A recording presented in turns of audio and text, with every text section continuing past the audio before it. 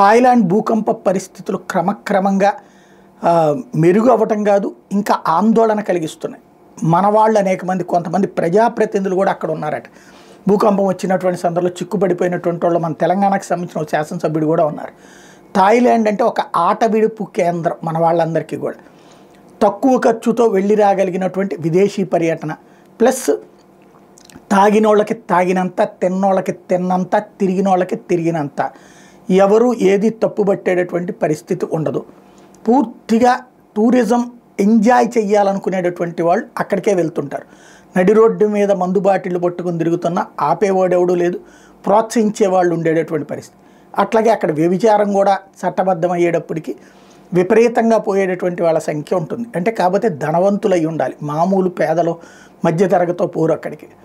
అలా వెళ్ళినటువంటి వాళ్ళు కొన్ని వేల మంది లేదా కొన్ని లక్షల మంది భారతీయులే ఉండుంటారు. ఇప్పుడు ఒక ఎమర్జెన్సీ నెంబర్ పెట్టారు వాళ్ళందరూ పరిస్థితి ఏంటో తెలుసుకోవడానికి. అదే సందర్భంలో అక్కడ రాయబార కార్యాలయంలో ఎలాంటి ప్రాబ్లం లేదని తేల్చారు.